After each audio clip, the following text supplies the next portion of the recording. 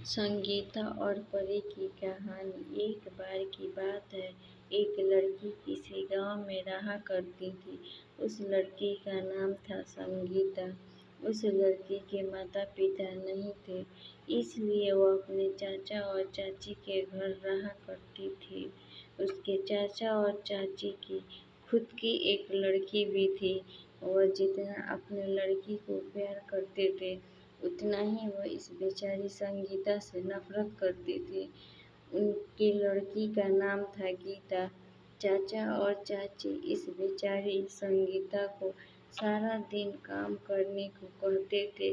संगीता सुबह सबसे पहले उठती थी।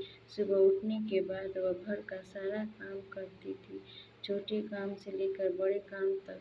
जब वह सारा काम कर लेती तब जाके उसकी चाची उठती थी। चाची उठने के बाद संगीता के ऊपर खूब चिल्लाती और उसके काम में कमी गिनती, फिर भी संगीता उनसे कुछ न कहती। वहीं गीता, जो सुबह कभी 8 बजे उठती तो कभी 10 बजे, फिर भी उसे कोई कुछ नहीं बोलता। वह कुछ भी काम नहीं करती, यहाँ तक कि वह अपने काम भी नहीं किया करती थी। एक बार की बात है, घर पर कुछ मेहमान आए हुए थे।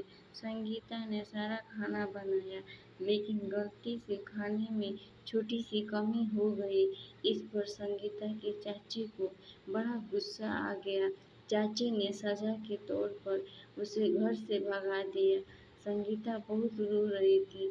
वह कह रही थी कि चाची, आपके अलावा मेरा कोई भी नहीं है, मैं कहाँ जाऊँ और क्या करूँ। फिर भी चाची ने उसकी एक ना सुनी और उसे घर से बाहर कर दिया। संगीता घर से बाहर होने के बाद जंगल का रास्ता चुना। वह जंगल में चलती गई। शाम के समय वह जंगल के बीच में पहुंच गई। जंगल के बीच में उसे एक झोपड़ी दिखाई दी। संगीता मदद के लिए उस झोपड़ी में गई। उस झोपड़ी में एक बुढ़िया औरत थी। उस झोपड़ी की औरत ने लड़की से पूछा, तुम कौन हो और कहाँ से आई हो। इस पर संगीता ने अपनी सारी बात बता दी और रोने लगी। बूढ़ी औरत ने कहा, जिसका कोई नहीं होता उसका ऊपर वाला होता है। बूढ़ी औरत ने उस लड़की को अपने झोपड़ी में रख लिया। वह लड़की उस बूढ़ी औरत की सारी काम किया करती थी। 1 साल बाद बूढ़ी औरत को जानकारी मिली कि राजकुमार के लिए लड़की को खोजा जा रहा है।